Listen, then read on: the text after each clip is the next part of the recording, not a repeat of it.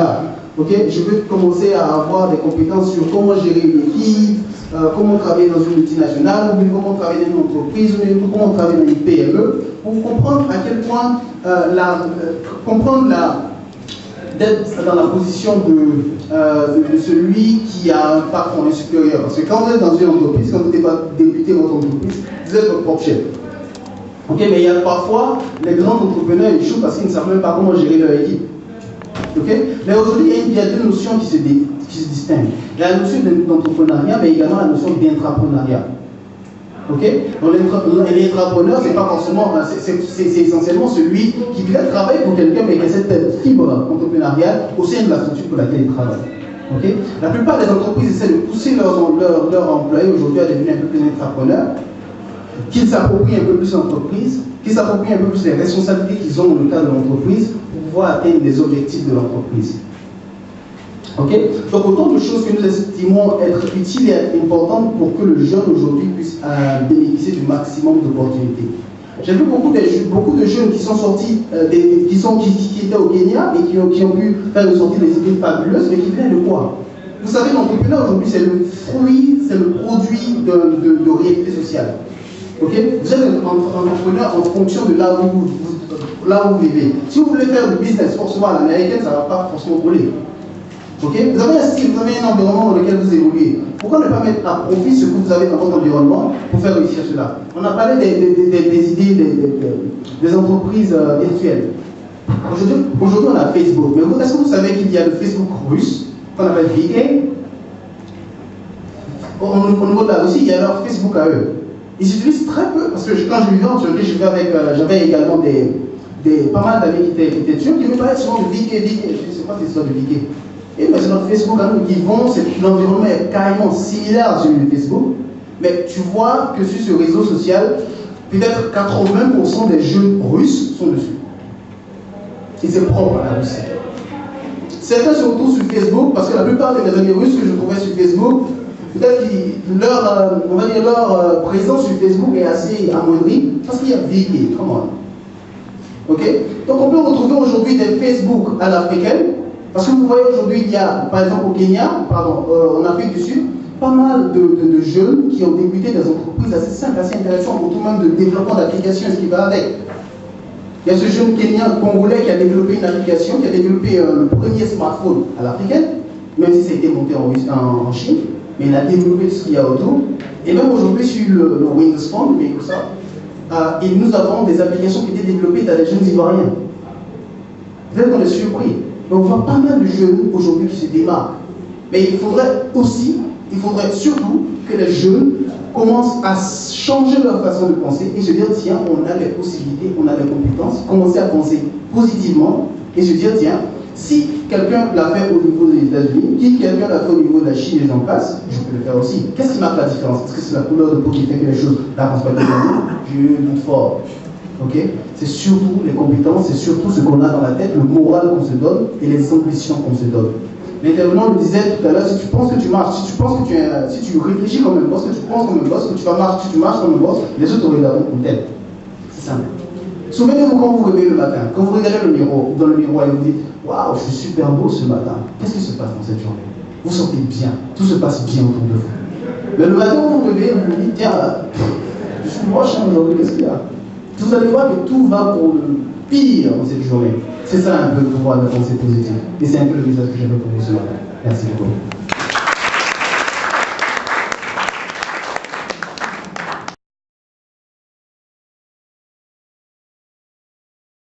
D'un pot dans un cadre convivial.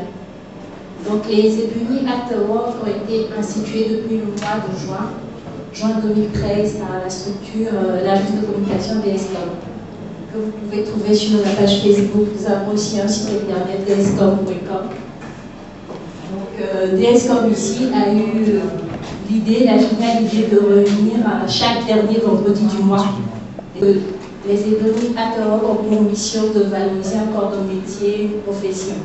Là par exemple la semaine dernière, c'est jeudi. Les Ebony After Work ont eu pour mission de célébrer la jeune fille. Donc, juste avant la journée dédiée à la jeune fille, Nous avons eu un afterwork qui consacrait la jeune fille et l'entrepreneuriat. Donc c'était un espace qui a permis à des jeunes filles de venir s'exprimer et de partager leurs différentes expériences. Nous avons eu notamment Sarah Kwame, nous avons eu des noms comme Fatim Koulibaly qui a été première entrepreneur, qui a eu le prix de première entrepreneur. Je n'ai pas une image ici, mais vous auriez vu, si on était sur la page de DSCOM, vous allez voir toutes les personnes qui sont venues parler de ce qu'elles ont pu entreprendre. Parce que déjà, on sait que la jeune fille, c'est pas toujours évident que la jeune fille arrive à s'en sortir. Et que c'est pas toutes les jeunes filles aussi qui sont conscientes de ce qu'elles sont importantes. Et quand une fille est dans un domaine, généralement, elle excelle. C'est pas pour dire que je suis jeune fille que je développe, mais une fille, quand elle est dans un domaine, elle excelle forcément. Parce que généralement, les femmes, elles font les choses avec le cœur. Donc, je suis d'avis parce que moi, je suis une jeune fille, j'excelle dans mon domaine. Voilà. Donc, c'était ça, la jeune fille, l'entrepreneuriat. Il y a bien d'autres thèmes, notamment les community managers avaient été consacrés par les afterwork. On a eu également des afterwork avec Solipra, avec Beaufort. Donc, c'est vraiment un réseau d'amis que tout le monde gagnera à rejoindre parce que c'est une grande porte qui est ouverte au monde de l'entreprise. Parce que tout le monde se retrouve là. Vous avez la possibilité d'avoir des cas d'accès, des cas de membres qui faciliteraient les échanges entre les différents amis du réseau. Donc, pour s'inscrire, c'est facile. Vous avez qu'à aller sur le site www.eburnieafterwork.com. Je ne sais pas si on peut avoir ça.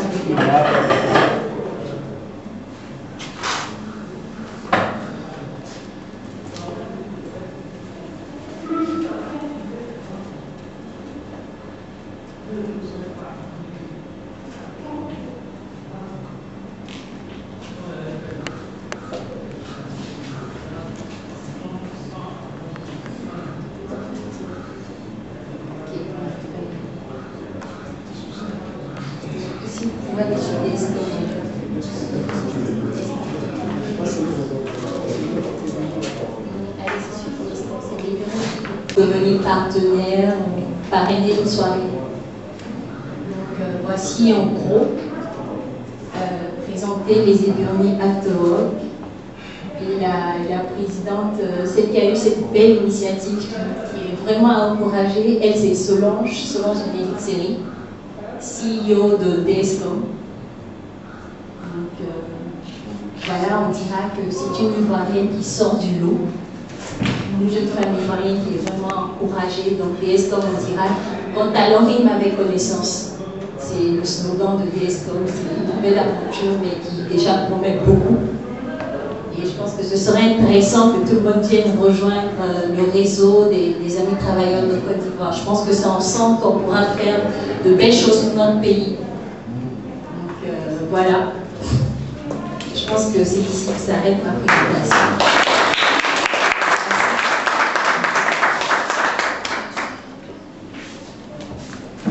Nous allons aller très vite parce qu'il y a pas mal d'amis que nous avons la présence du WebP de Côte d'Ivoire, la présence d'Emmanuel Assouan. Je peux te l'aider. C'est une initiative ivoirienne, unique au monde. On a élu un maire de l'Internet de Côte d'Ivoire. Et juste à côté de lui, il y a le président de l'APC, de l'Association des diplômés du César Dakar. Nous avons essayé de nous allons passer la parole à un jeune entrepreneur qui utilise beaucoup l'éthique dans son activité.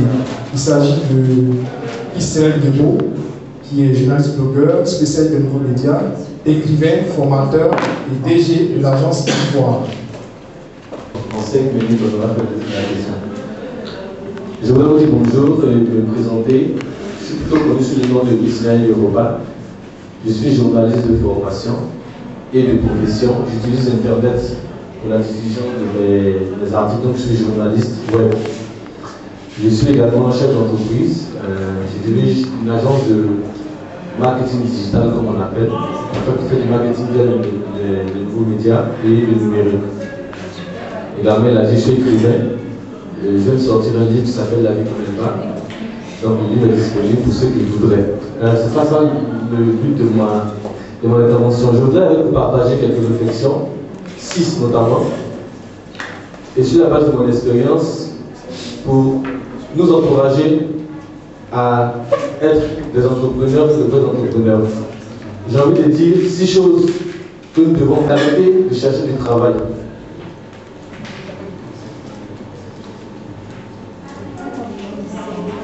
Il faut créer du travail, il faut créer des emplois. Il faut en créer. Aujourd'hui, il n'y a plus de place. En fait, notre réflexe, nous, c'est la fonction publique. Dès qu'on finit, tout de suite, passer les concours. Moi, j'ai eu la chance de faire toutes les universités, l'école du Valent, l'université de Cocody, l'université catholique, j'ai eu une maîtrise en sciences politiques, et puis je suis allé ailleurs faire des études en journalisme. Je suis correspondant pour le site web de TV5 depuis 2008, et j'ai également travaillé avec France 24. Et quand j'ai fini mes études, j'avais la possibilité d'intégrer une de ces rédactions à Paris. Je l'ai, ça ne m'intéresse pas du tout. Parce qu'en Côte d'Ivoire, il y a des choses à faire, il y a beaucoup de choses à faire. Donc, il faut arrêter de chercher du travail, il faut en créer de l'emploi. Il faut arrêter donc de penser à l'État et aux banques. Quand je suis rentré, c'est mon petit frère qui est le directeur artistique de l'entreprise dans laquelle je suis. Nous avions un ordinateur qui faisait 80 gigas de disques durs et nous étions 6 à l'ancienne entreprise.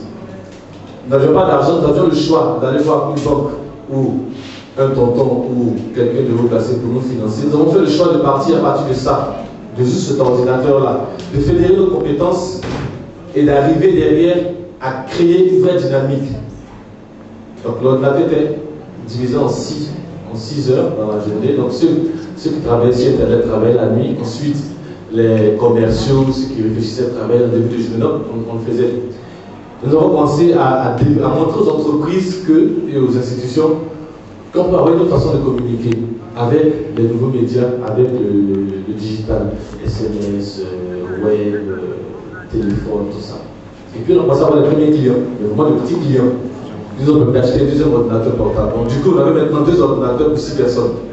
Après, on a eu 3 ordinateurs pour 6 personnes, jusqu'à ce qu'en moins d'1 an, on ait un ordinateur par personne. Et que le garage de mon père qu'on occupait devienne un peu petit pour supporter nos 6 ordinateurs. On a pris un espace à Angle les Oscars, c'était une pièce qu'on a divisée en 2 parce qu'il faut que le directeur général son bureau. Une pièce surchauffée, nous étions 6 plus 4 stagiaires, donc 10 personnes. 10 personnes pour 6 ordinateurs. Et nous avons commencé à montrer aux personnes et aux entreprises et aux institutions qu'on côtoyait cette nouvelle dynamique de communication. Et on a eu la grande joie d'être appelé par le ministère du Tourisme pour organiser la campagne web de la 2e édition du Salon international du tourisme d'Abidjan.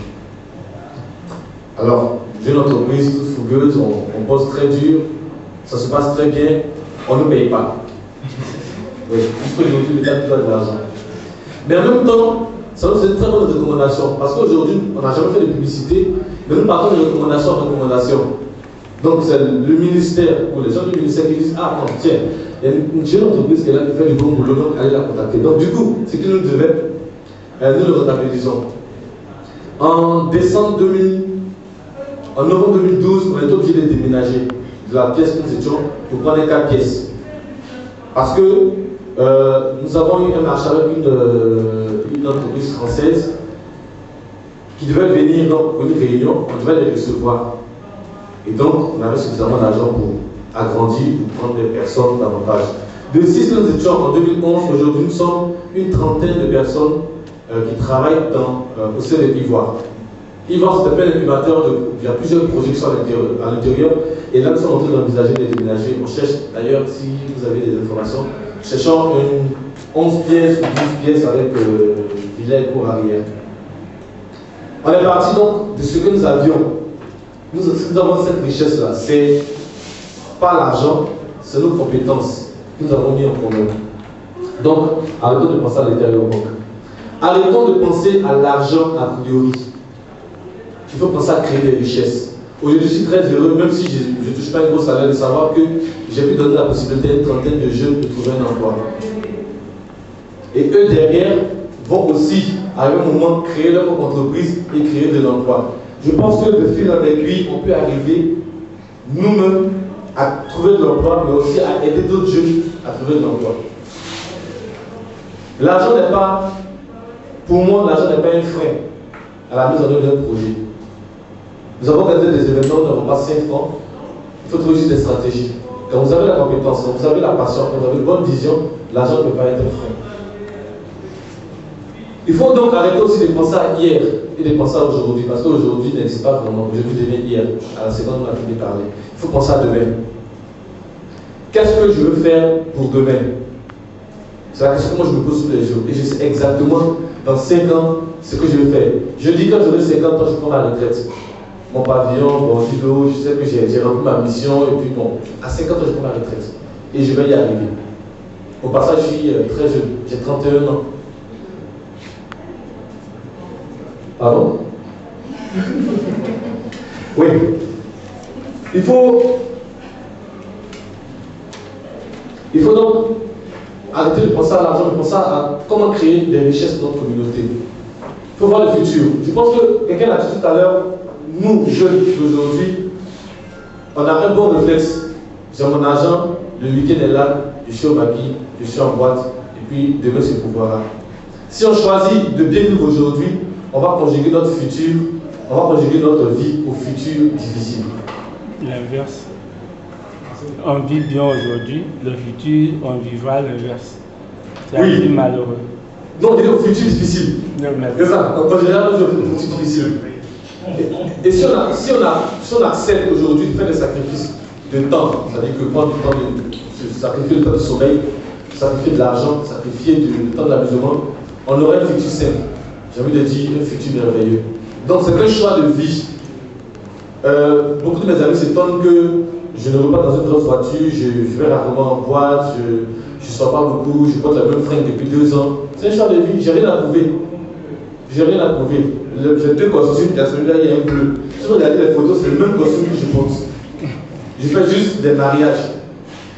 Simplement parce que je suis en train d'investir dans ma vie de demain et dans celle de ma communauté. Qu'est-ce que, quand je mourrai à 95 ans, la Côte d'Ivoire retiendra de moi? Qu'est-ce que l'Afrique retiendra de moi? Qu'est-ce que le monde entier retiendra de moi?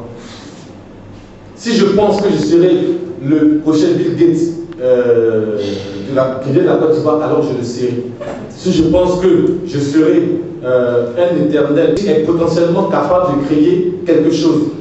Quand je parle d'entreprise, je ne parle pas d'un gros bâtiment qu'on a assis derrière un bureau. Je parle de comment est-ce qu'on arrive à créer des richesses et à créer des emplois.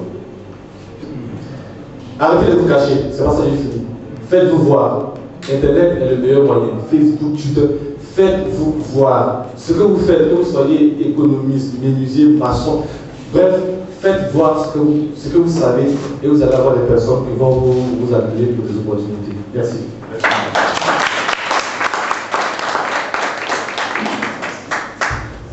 Merci encore.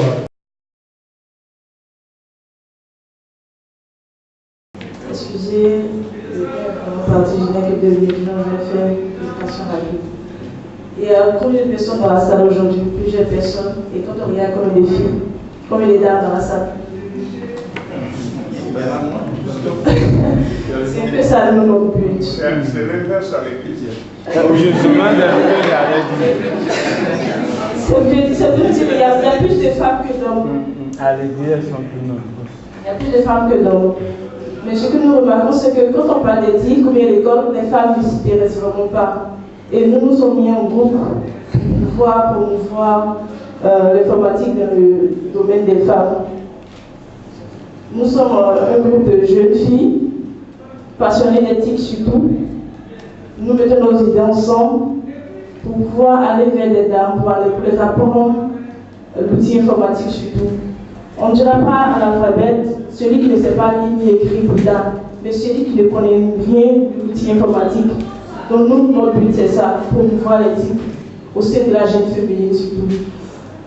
Vous allez voir les photos, nous partons voir des ONG surtout, voir des dames qui n'ont jamais vu ni un ordinateur ni une souris. Nous partons leur parler de ça. C'est notre but qui est là, promouvoir l'outil informatique. On est allé une fois à Yopougon, une ONG pour les dames. Quand tu as des souris, il y en a qui disent ah, on va tuer une souris là. On dit non, en informatique, il n'y a pas ça.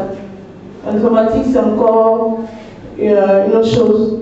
Et on les a montré un peu comment tout cela fonctionne. Et c'était vraiment passionnant parce que les dames, elles se sont vraiment accrochées. Ce qui faisait que chaque semaine, elles nous appelaient pour qu'on puisse vraiment les aider à maîtriser l'outil informatique. Et nous sommes aussi disponibles, sur notre site qui est là, nous sommes disponibles pour nous contacter pour tout sortes de formations. Nous organisons souvent des conférences, pas uniquement que des femmes analphabètes, mais des jeunes filles aussi qui vont à l'école. Bien vrai qu'il y a des jeunes filles qui vont à l'école, surtout quand nous prenons dans le domaine informatique, peut-être sur 30 personnes, il y a 2 filles seulement. Et amener ces filles à vraiment s'intéresser, ce qui nous permet d'organiser des conférences que nous appelons le WooCode. Le WooCode, c'est dans le domaine de la programmation. Le WooCode. Dans le domaine de la programmation. On organise des séances de travail où nous invitons des filles à venir et nous invitons une personne qui pourrait donner la formation. Et aussi, il y a une conférence où nous partons vers des écoles pour pouvoir donner des conférences. Un peu ça, ce que nous faisons au sein des Amazones du web. Pour nous avoir, il va y avoir le site est comment là. Alors, vous partez sur Facebook, vous tapez Amazon du web et vous allez nous avoir. Sur ce, je vous remercie. Merci encore à la représentante des Amazones.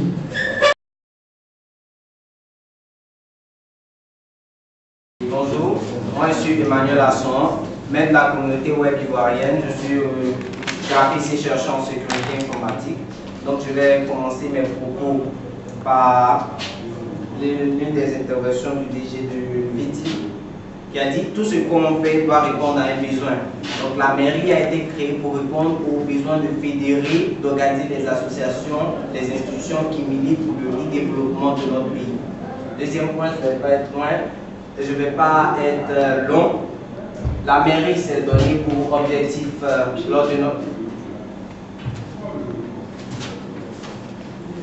lors du mandat qui m'a été confié de faire du web ivoirien un web sain, sûr et riche en contenu.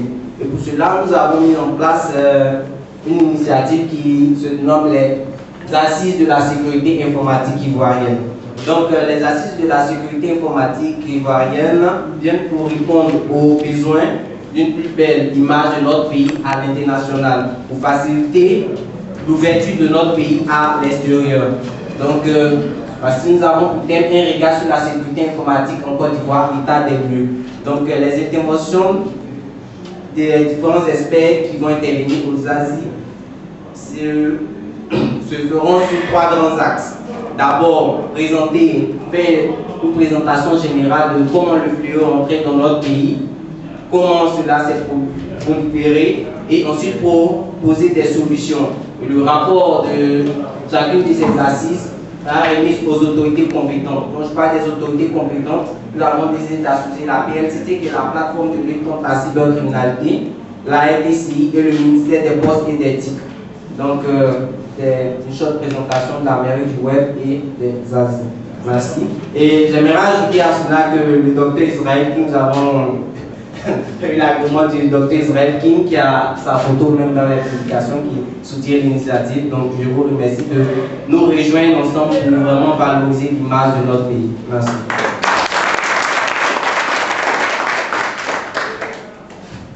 Okay. Merci donc à tout le monde. Comme on l'a dit, nous voulons créer un réseau de jeunes ivoiriens dynamiques et entrepreneurs. Et raison pour laquelle nous avons pu vous réunir tous ces intervenants afin que vous sachiez qu'il y a une communauté qui existe et qui est très active et que vous puissiez sur Facebook désormais faire des choses utiles. Pas seulement partager des photos de sorties à Bassa ou bien en boîte de nuit, mais rejoignez ces communautés-là pour que vous puissiez trouver de l'emploi. Merci encore. Et on a un projet qu'on a lancé sur Facebook qui est de faire vacciner les enfants contre le chômage. Bon, c'est comme l'image, ils se sont moqués, mais c'est un projet réel et on va le lancer bientôt. Donc ceux qui veulent en savoir plus, vous pouvez adhérer à l'ONG. Vous en saurez plus. Merci encore à tout le monde.